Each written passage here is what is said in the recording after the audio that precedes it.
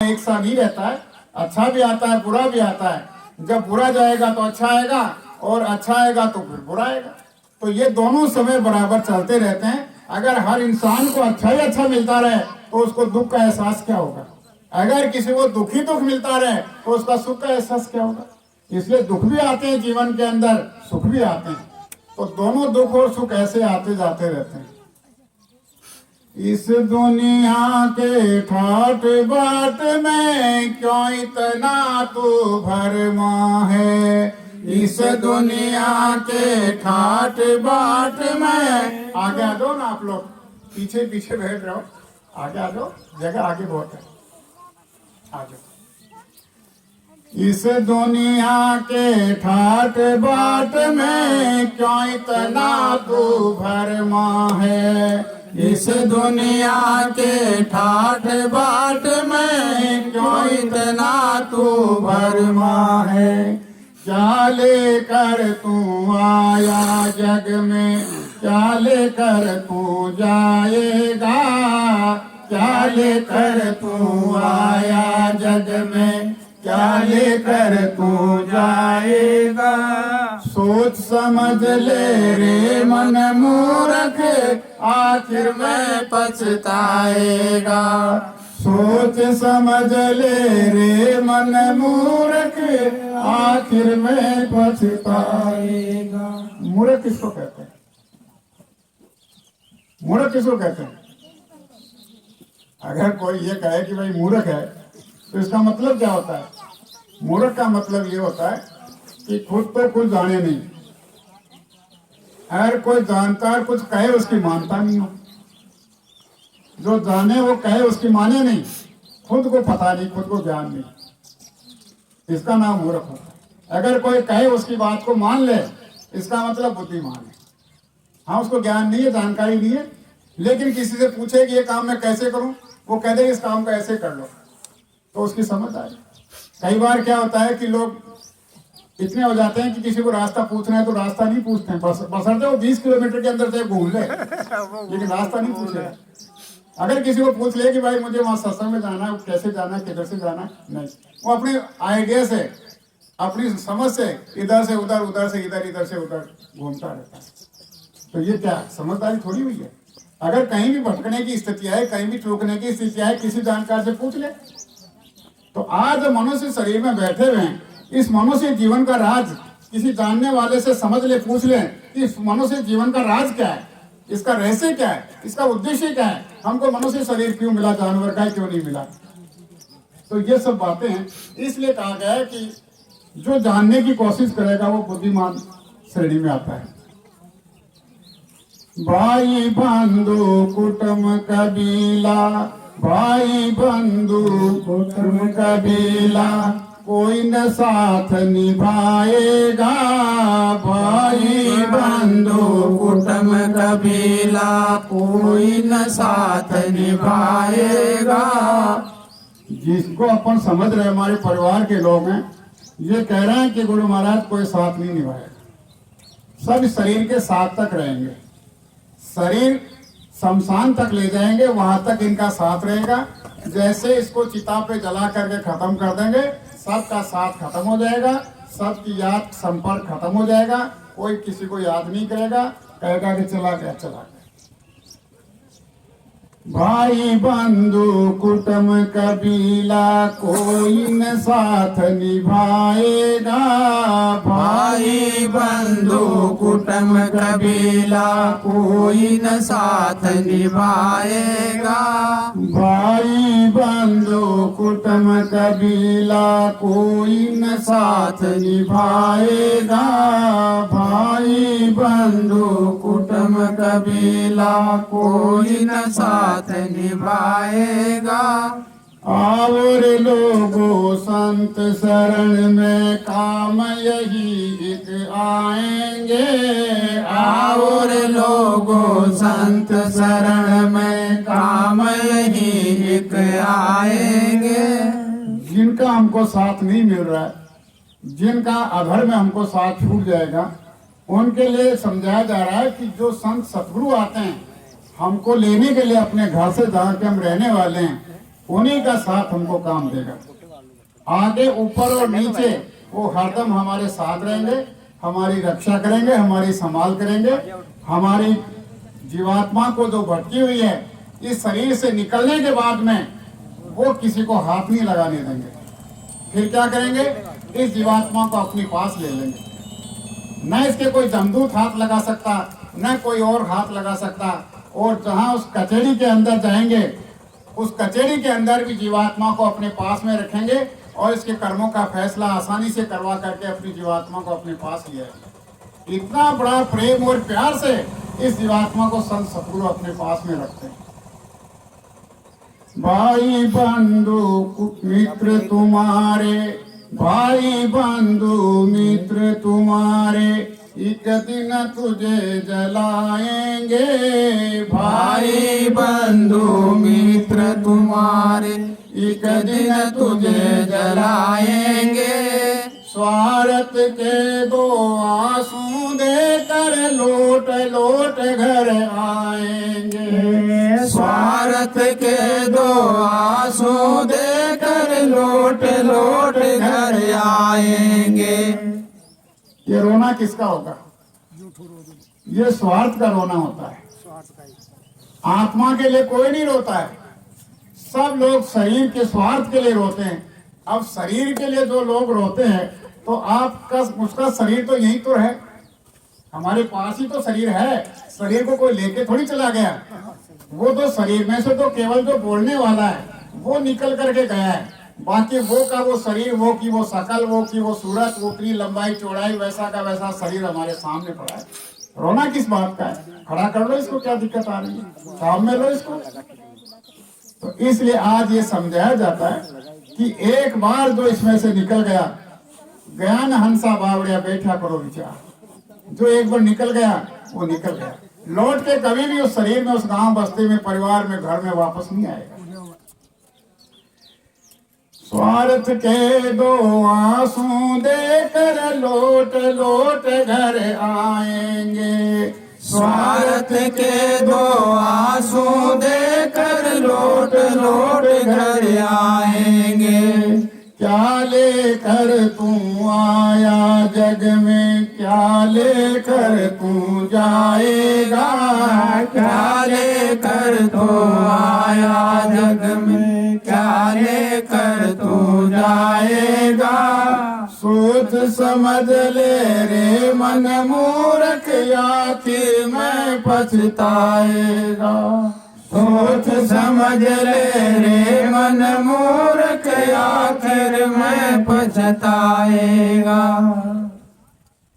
भजन बिना नर अरे बावड़े, जो आया तू जाएगा। भजन बिना नर अरे बावड़े, जो आया तू जाएगा। भजन का मतलब होता है भगो। कहाँ भगो? उस परमात्मा के पास।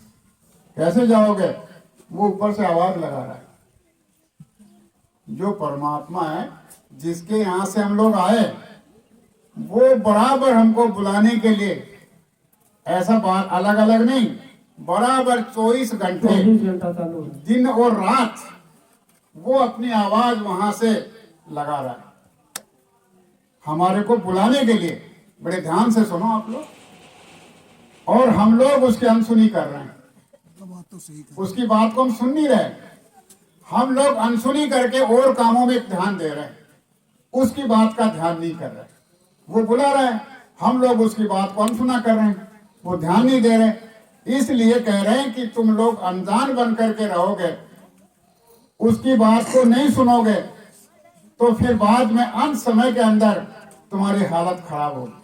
तो महापुरुष संत सतगुरु हमको समझा रहे कि भजन का मतलब है कि उसकी वाणी जो आ रही है, उसकी वाणी को सुनो। कौन सुनेगा उसकी वाणी को? ये जो शरीर के कान हैं, ये नहीं सुनेंगे। अगर उसको देखना चाहते हो तो ये शरीर की आंख से उसको देख नहीं पाओगे। अगर वहां जो भी आनंद है, खाने का, पीने का, सूंघने का, रहने का, उसका आनंद का अनुभव करना चाहते हो वो खाने पीने का सुख आप अपने मुंह से नहीं कर पाओगे। क्यों?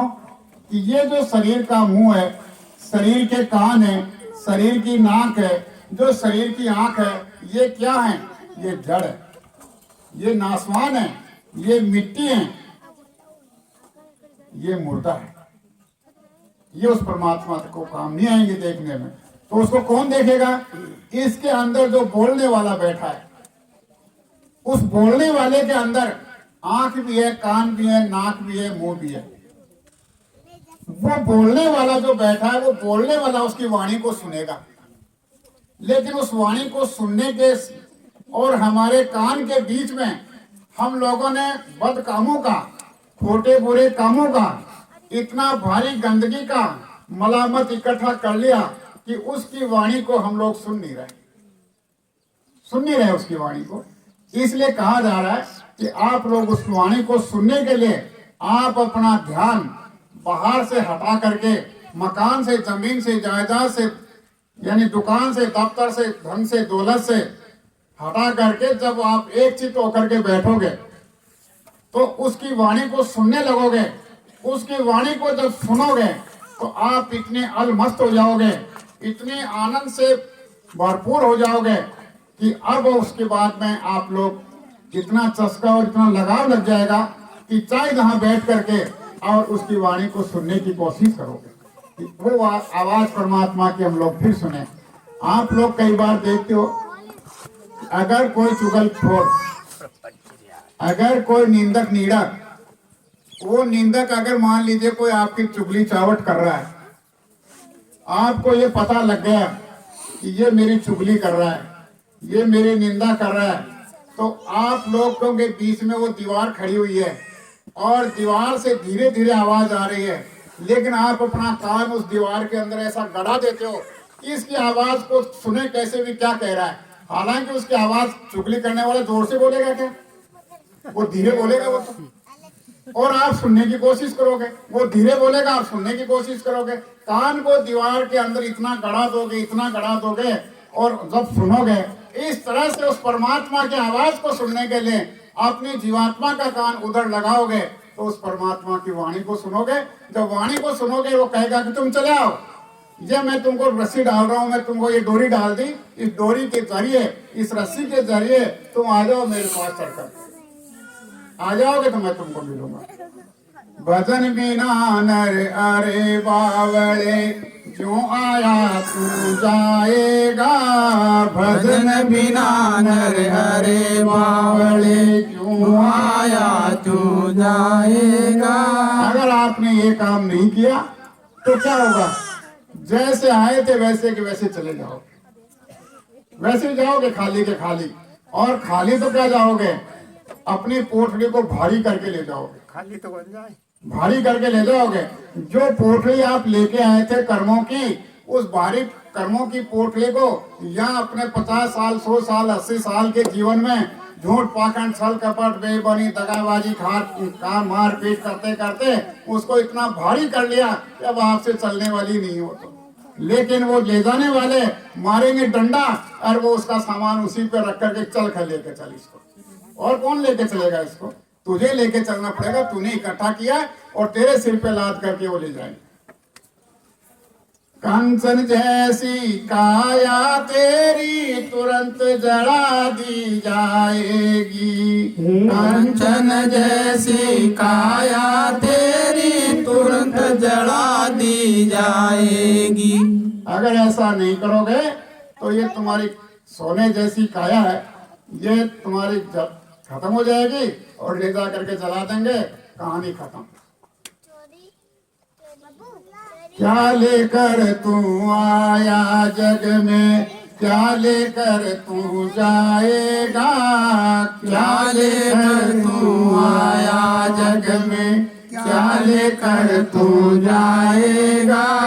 सोच समझ ले रे मन मूर्ख, आखिर में पछताएगा।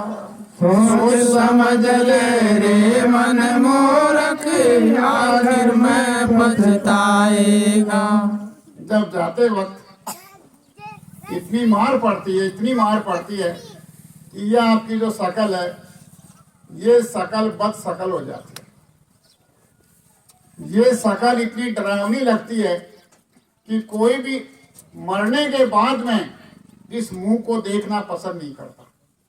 तो क्या करते हो कि किसी को डर भय न लगे, इसके ऊपर कपड़ा डाल दो, कपड़ा डाल दो। जिस कमरे के अंदर दिखाया जाता है, कोई किसी को कहे कि भाई ये मुर्दा है, रात को सोना नहीं रहे, ये खड़ा हो जाएगा, उठ करके बाहर आ जाएगा, आप थोड़े रात इसमें बैठ जाओ, कोई नहीं बैठेगा।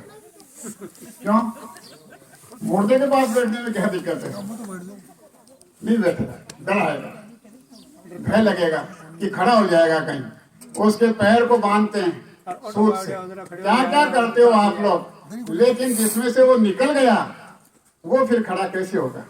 खड़ा होने वाला तो गया, वो तो अंदर।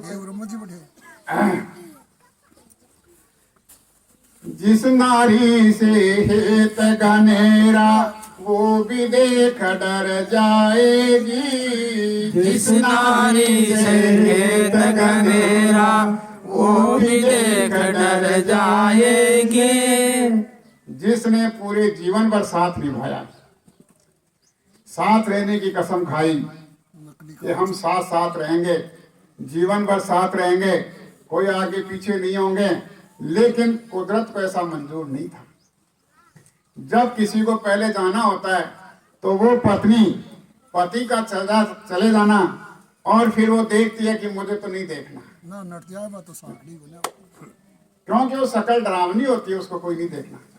लोग दिखाओगे तो करोगे। जिस नारी से हेत घनेरा वो भी देख डर जाएगी। जिस नारी से हेत गनेरा वो भी देख डर जाएगी। एक मास तक याद करेगी, फिर तू याद नहीं आएगा। एक मास तक याद करेगी, फिर तू याद नहीं आएगा। आओ रे लोगो संत शरण में काम यही एक आएंगे। आओ रे लोगो संत शरण में काम यही एक आएंगे। जाना सबको है, आप धरती पे तलाश कर लो, कोई अगर यहाँ रुका हुआ है तो कोई नहीं, सबको जाना है। राजा रंक पुजारी पंडित एक दिन सबको जाना है। राजा रंक पुजारी पंडित एक दिन सबको जाना है। आंख खोल कर देख बावड़े जगत मुसाफिर खाना है। आंख खोल कर देख बावड़े जगत मुसाफिर खाना है। ये तो मुसाफिर खाना है। कितने लोग आए, कितने चले गए, और ये चलता ही रहेगा क्रम।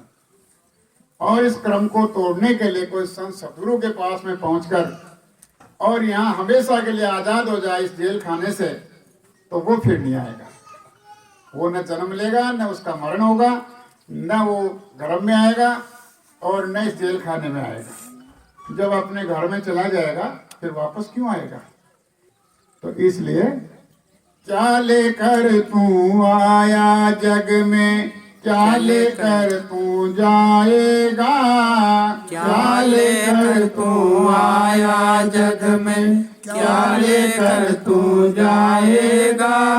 सोच समझ ले रे मन मूर्ख, आखिर में पछताएगा। सोच समझ ले रे मन मूर्ख, आखिर में पछताएगा। और लोगों संत शरण में काम यही एक आएंगे।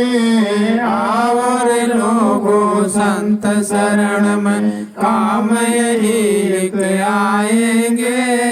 बस यहाँ केवल हमारे जो सच्चे मददगार हैं, जो हमारे सच्चे हितैषी हैं, जिनका हमको पूर्ण विश्वास है, जिनसे हमें कभी धोखा नहीं मिलेगा, वो होते हैं सच्चे संत सतगुरु।